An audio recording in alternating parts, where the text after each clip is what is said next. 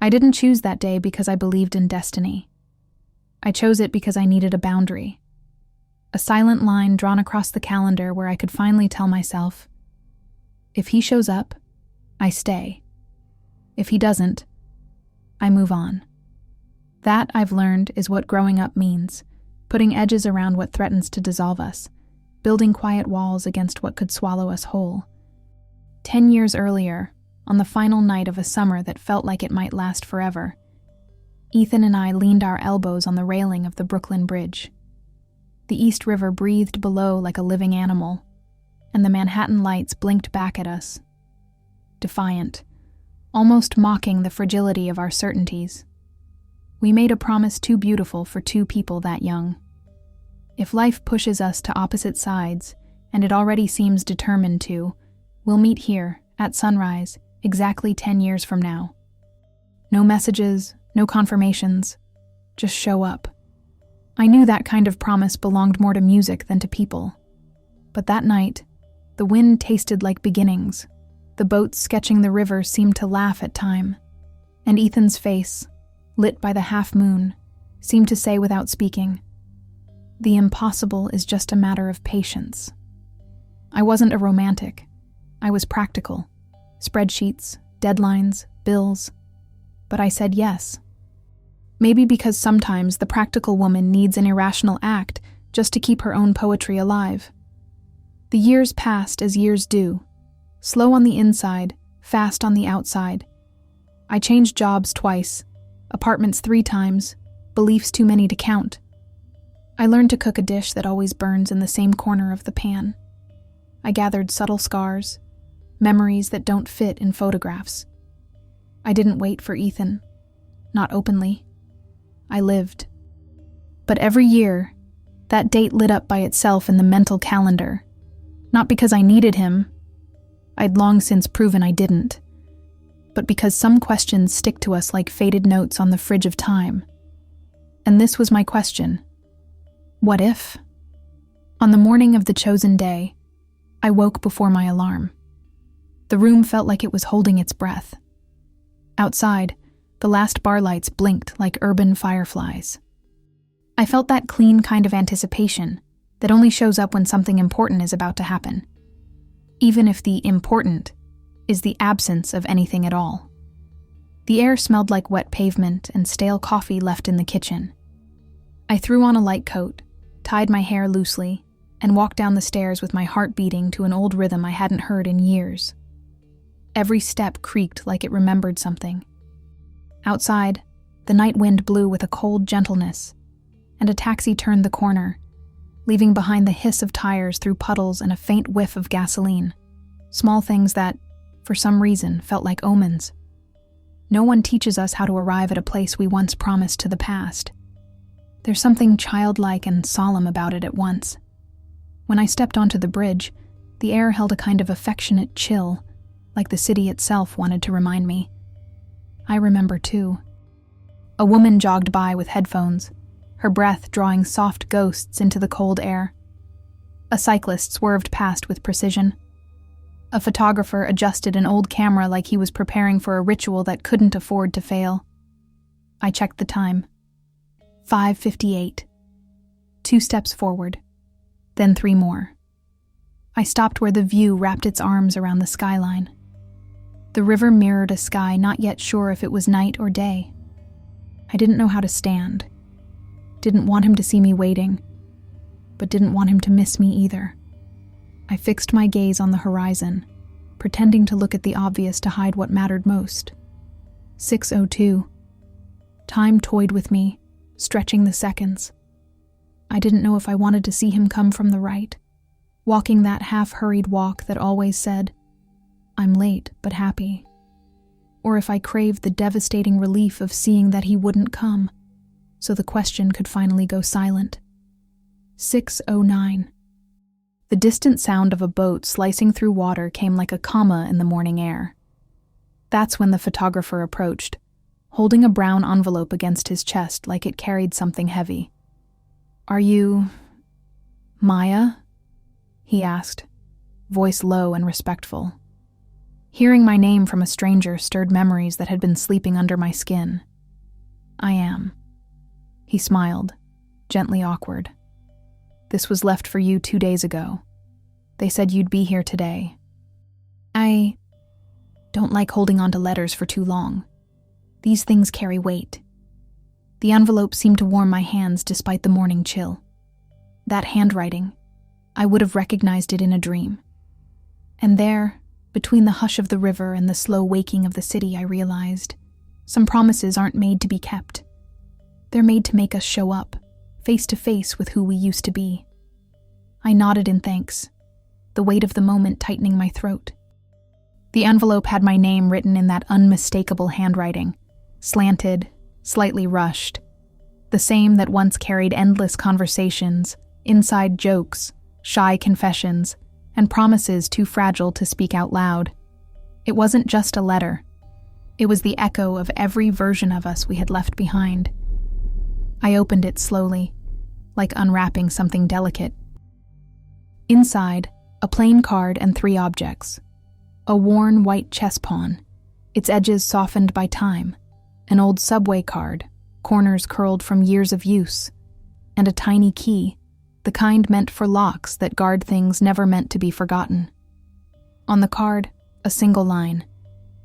If you've made it this far, follow the path where we learned how to lose. And beneath it, a station name, Clark Street. A quiet laugh slipped through my nose. Lose, our secret word. Those afternoons in the church basement near Clark Street, playing silent games of chess, where I'd lose on purpose just to hear his laugh pretending to believe it. Losing, for us, had always meant staying. I could have thrown it all away.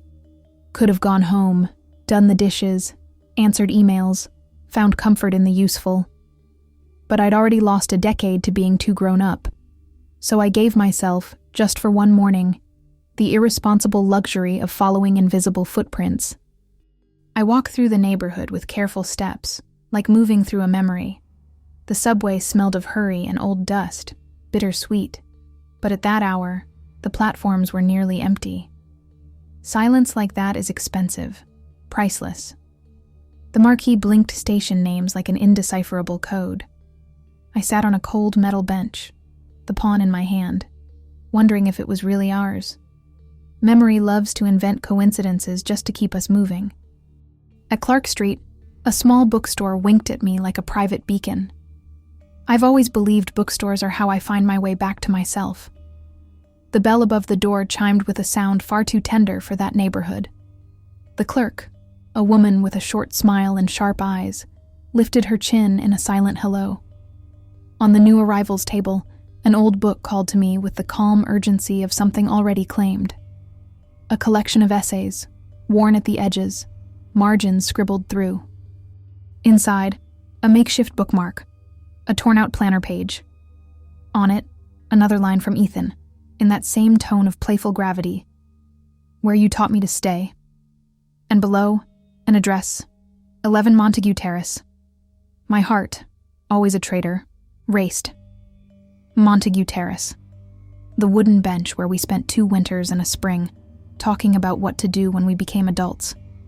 The place where I first admitted I didn't know. And he replied that not knowing was the best reason to try.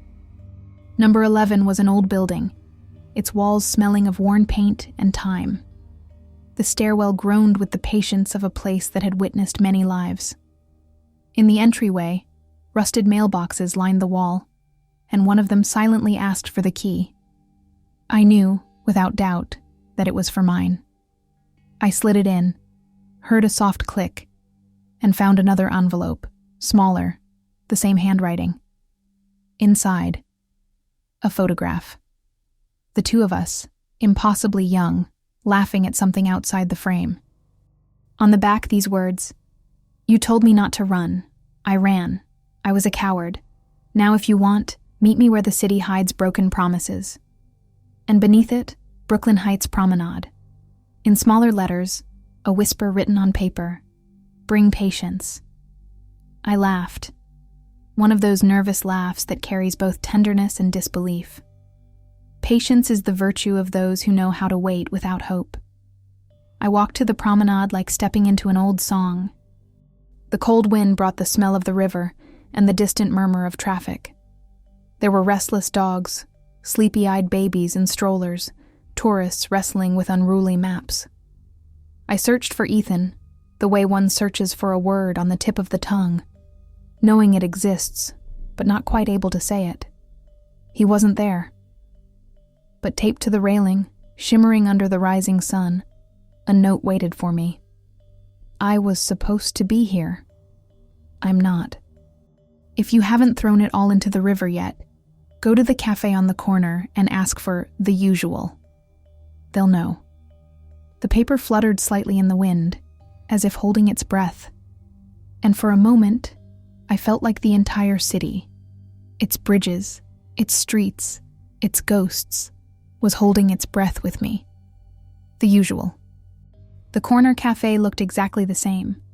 Lazy scent of cinnamon drifting through the air, the light tang of over-roasted coffee, old bulbs casting that golden hue that softens even the wrinkles of the world. When I pushed the door open, the bell chimed with a tone that felt oddly familiar, like I was stepping through a portal to a simpler time. The barista looked at me with a silent kind of recognition, like solving an old riddle. "Cinnamon latte and a glass of water?" he asked, no hesitation. I nodded. He didn't need to ask my name. He set the cup in front of me, steam rising in delicate spirals, like encrypted messages in the morning air. Tucked beneath the saucer, almost hidden, was a folded note. My hands trembled slightly as I picked it up.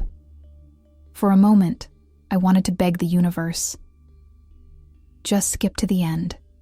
Spare me the journey. But shortcut stories lose their meaning. The note read, "I didn't run to punish you. I ran because I found something that could destroy anything it touched. And I touched you. I thought disappearing might save you. Maybe I chose the wrong way. Maybe there was no right one. If you want the full truth, take the ferry to Dumbo. I'll be on the other side. And if I'm not, at least you'll have heard me." The ferry cut through the water like a kitchen knife. Plain, precise, unremarkable, leaving behind a trail of restless foam. The cold wind stung my face, carrying salt from the river and the faint echo of city sirens. On the other side, I stepped off with the strange feeling that these streets knew more about my story than I did. The wet cobblestones shimmered like they were hiding secrets. I walked toward the carousel, where children spun in wooden horses, turning time into laughter. The world felt like it was in slow motion. A girl holding a red balloon, a couple arguing gently over a map, a dog barking at nothing. And I, fully grown, was there, following breadcrumbs from a love that might have been nothing more than a sophisticated trick of longing. "Are you Maya?" The voice snapped me out of my trance. It was Lena, Ethan's college friend, a presence nearly erased by time. She hugged me with the force of someone embracing a living photograph. Her coat smelled of fresh paint. "Is he?"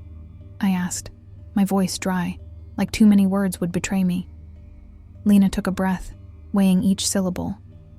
"He's nearby. And he's trying to be decent."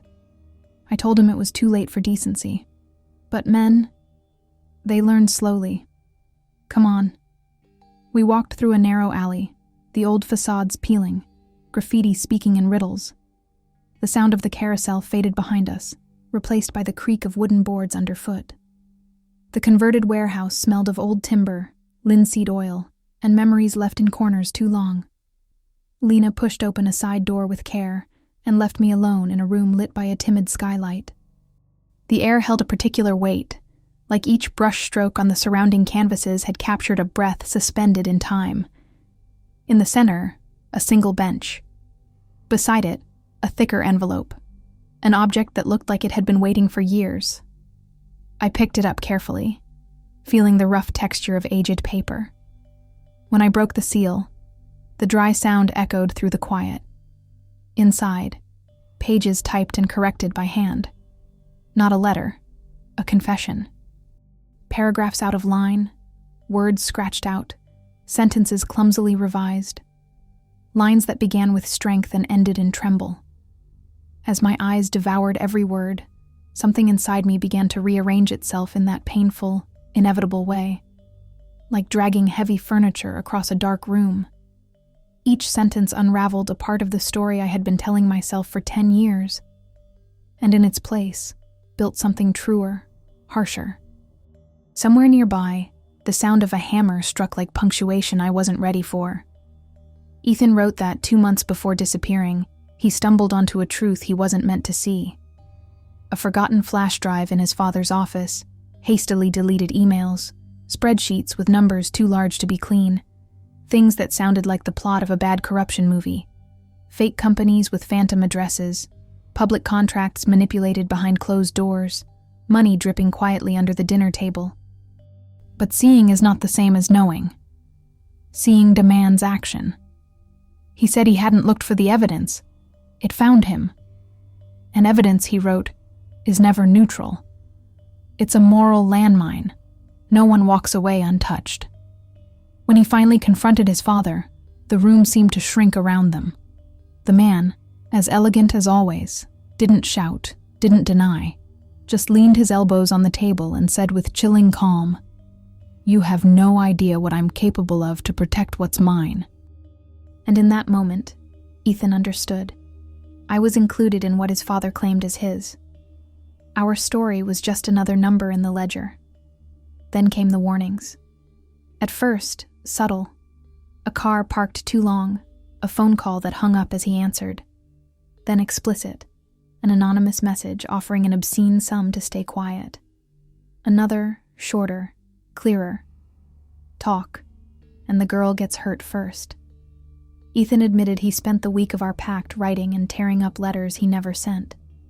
He tried going to the police, only to learn some of the guilty were the very people meant to protect. He reached out to trusted friends, but their eyes changed. Doors closed. The world shrank. Every corner looked like a trap. So he chose the third path, to vanish. Not out of simple cowardice, but a fear he said tasted metallic, like the truth itself. He disappeared not just to save me, but to preserve the version of himself that still believed in decency. He promised to report it from afar, protect the mother who had no idea, and invent a life so quiet it could disappear into itself. Promised that when it was safe, he'd come back for me. But safety is a horizon that always retreats. And in the process, he made my future a casualty of his fear. The typed pages ended with a paragraph handwritten in the margin. He confessed to years of isolation, temporary jobs in nowhere towns, motel nights, failed attempts to rebuild under a borrowed name. He lived one step behind his own shadow, carrying guilt like a wounded animal, heavy but impossible to abandon. He described the near returns, a sunrise in Portland, a jazz festival in Montreal. One time he flew to Chicago only to watch the skyline from afar, then disappear again. I lifted my eyes from the paper, and the room felt colder. For the first time, I wished he were there. Not to hold him, not to reclaim what was lost, but to look him in the eye and ask, with every syllable held hostage for a decade, "Why did you choose for me?" Because that's who he is. The voice came from behind me, an answer to a question I hadn't said out loud. I turned. Ethan.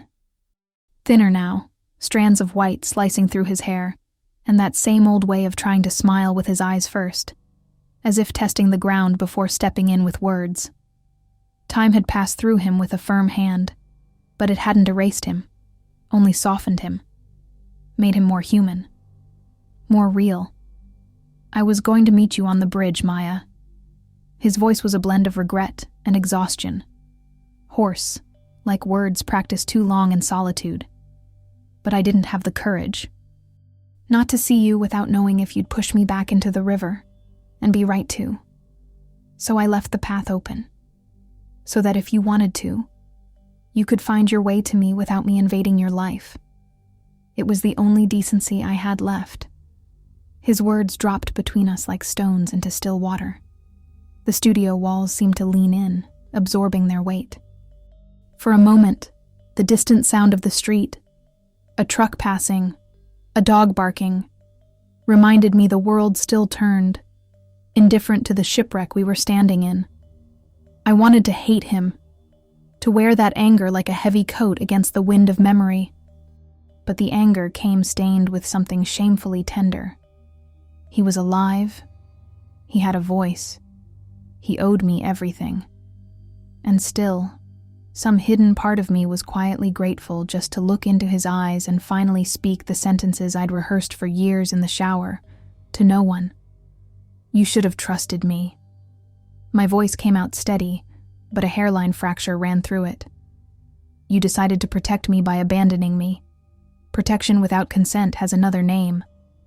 He lowered his head with that old gesture I knew by heart, a weight in his shoulders, a failing almost smile. It was the shame of someone fluent in a language of failure. The silence that followed was so dense I could hear my own heartbeat, and the distant groan of the wooden floor. I was a coward. He raised his eyes slowly, like stepping onto an unstable stair. I could say it was for your sake, that it was dangerous, that the world's a filthy place full of men who think they own what doesn't belong to them. All of that's true, but so is this. I chose the path that spared me from seeing you suffer, and that was selfish. He took a deep breath, his voice trembling. I wrote to you so many times, tore up so many letters I could wallpaper a house. In the end, I chose silence, because silence has fewer spelling mistakes. His words made the air feel colder. I breathed in deeply, resisting the urge to argue with the metaphor. Inside, my inner compass whispered, "Be careful with emotions that wear beautiful disguises." "And why now?" I asked, every syllable heavier than I wanted it to be. Ethan looked at a vague point above, as if courage could be found in the skylight. "Because now it's over. My father died without ever apologizing. The dirt splashed, but it dried. There are no more men calling me at night. What's left, the worst of it, is what I did to us." He paused. His lips trembled before the final words. "And because I got sick." The word split the air in two. Sick. It echoed in the walls, in my chest, in my memories. No explanation needed. It made the floor shift beneath my feet. "ALS," he whispered. "Diagnosed a year ago. The kind of news that rearranges your entire future like someone moving all the furniture without telling you." He gave a sad half-smile. "I didn't want you called into a kind of love that demands more of your body than your heart." His calmness was both infuriating and devastating. "I didn't want your loyalty turning you into a nurse. I wanted to turn our past into a decent memory, not a burden." I stayed quiet.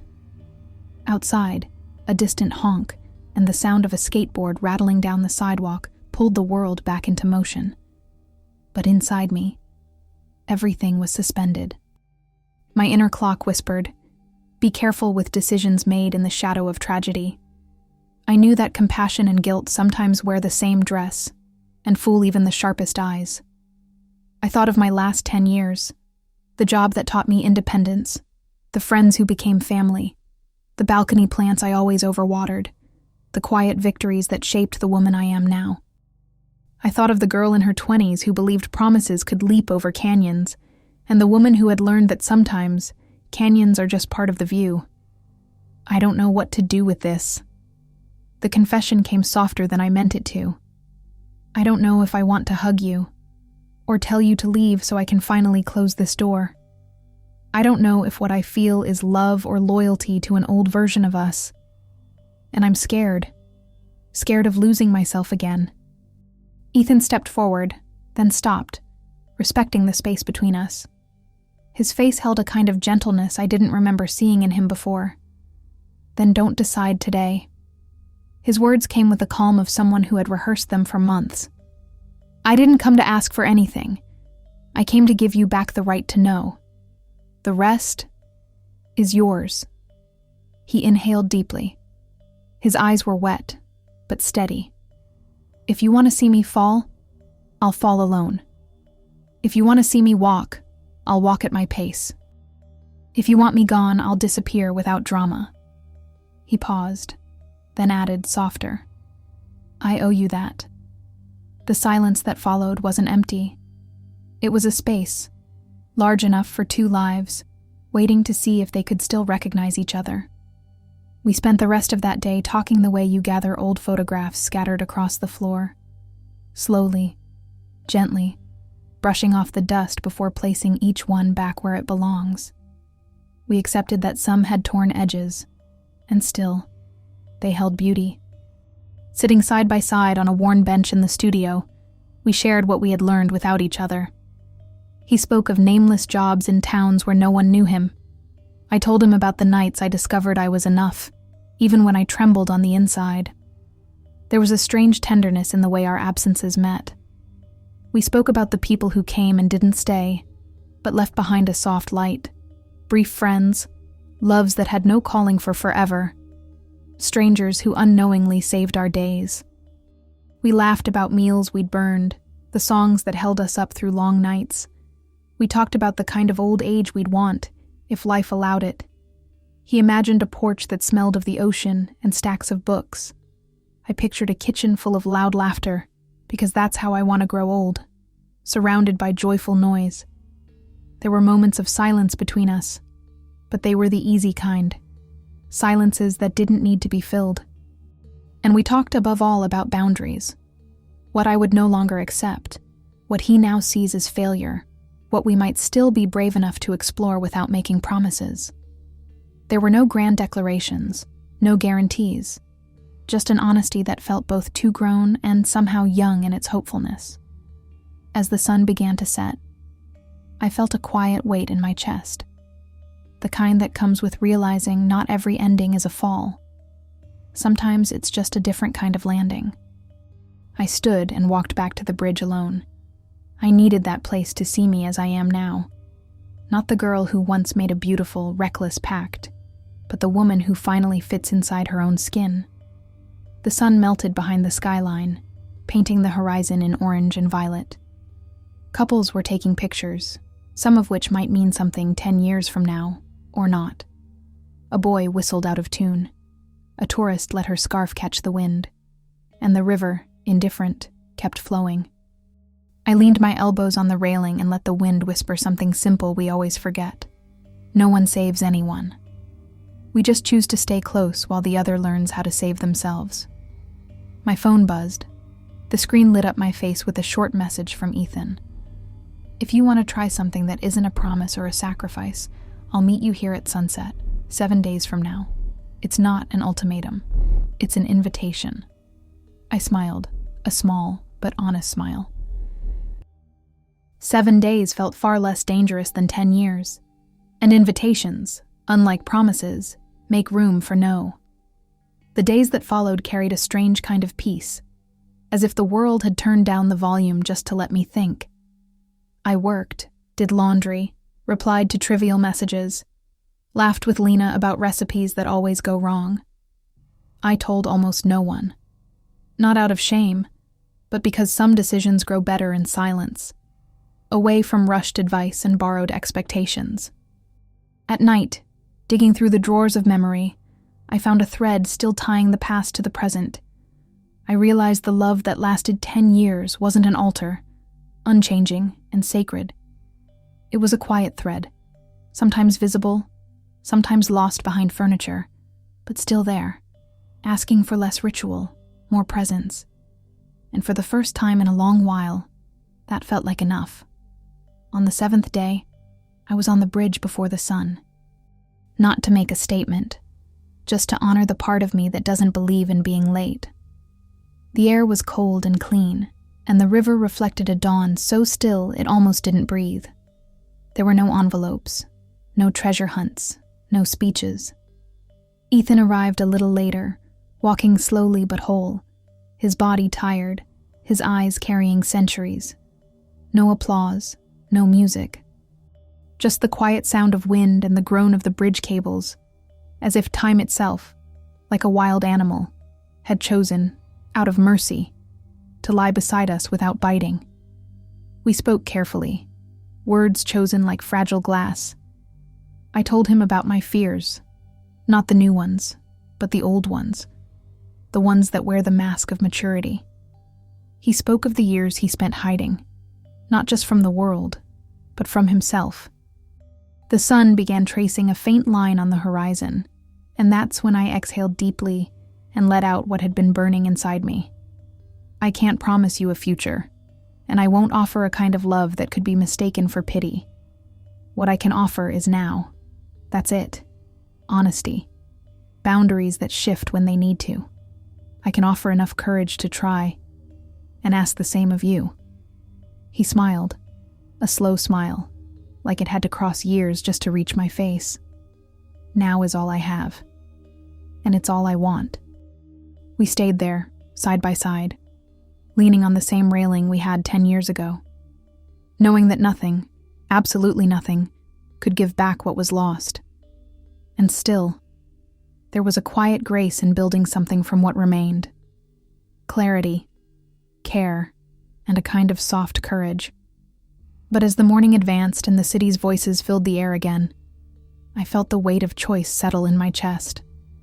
I looked at him and, with the same honesty that had kept us standing until now, said, "Ethan, I need to be honest.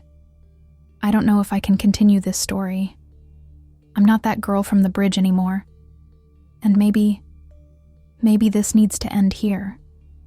A shadow of pain crossed his face, but he didn't argue. We stood in silence for long seconds, the wind playing with my hair like it was trying to erase what I'd just said. Then he took a deep breath and replied, "Then I'll wait. 30 days. Here. At sunset. If you show up, it means you chose to stay. If you don't, it's okay. I'll understand."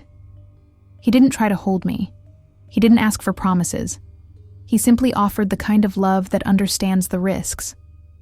The next 30 days were a quiet lesson in living with doubt.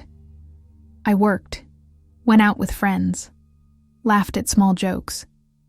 On the outside, life looked untouched.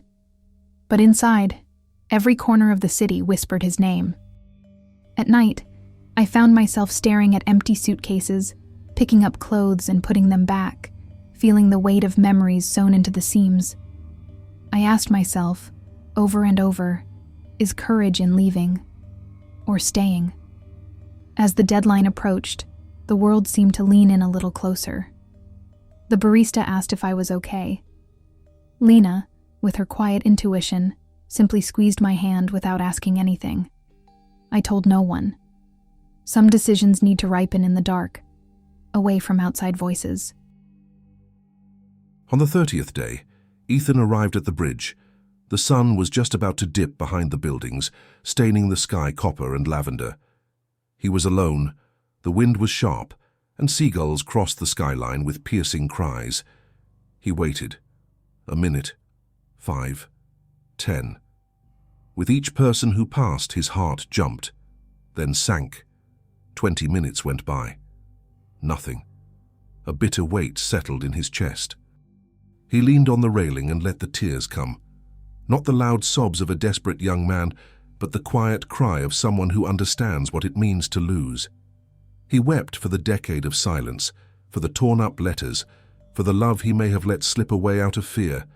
He cried for the woman who may have chosen a different road, and for himself, who may have learned too late.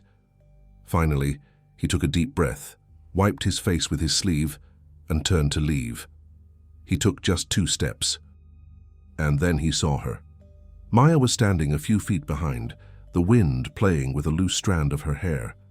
A small suitcase by her side, and a smile, not triumphant but quiet, human. A smile that held relief and fear and hope all at once.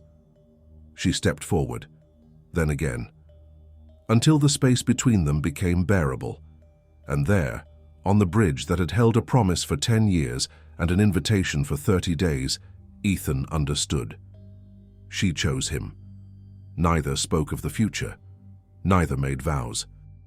They simply stood there, breathing the same air, letting the sound of the river carry away what didn't matter anymore. The world around them kept turning, tourists snapping pictures, the city lighting up. But for a moment, none of it mattered. Sometimes, the impossible just asks for patience. And that evening, Brooklyn watched them keep a promise in a new way, not by destiny, but by choice. A few weeks after that reunion on the bridge, once the emotional dust began to settle, we made a decision neither of us expected to say out loud. "Let's leave this place," I said one morning, as the sun poured into the room like it, too, was ready to start over. Ethan looked up, surprised. I had expected hesitation, but what I saw was quiet relief. To where? To anywhere the horizon is blue. I smiled. Somewhere the wind doesn't whisper so much about bridges and goodbyes. We chose a small coastal town in New England, a place that seemed to exist outside the calendar. Narrow cobblestone streets, houses with peeling paint, and a lighthouse that groaned softly on windy nights. It wasn't a grand new beginning. It was simply an honest one, full of space for the present. That first year felt like learning a new language. At first we stumbled. He, adjusting to medical exams and treatments. I, learning how to turn an urban life into one shaped by tides and tempests. But soon, the sea taught us its rhythm. Mornings smelled like fresh coffee and warm bread from the local bakery. Afternoons were filled with sand stuck to our skin and stolen laughter.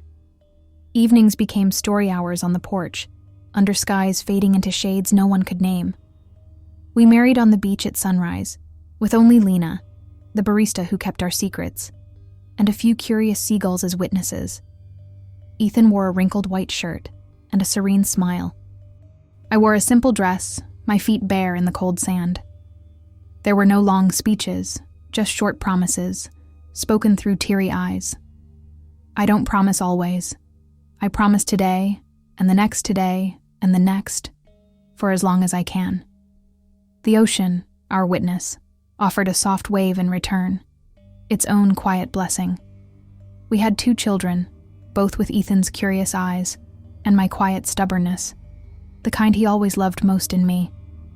We built a home filled with music and the smell of burnt cake.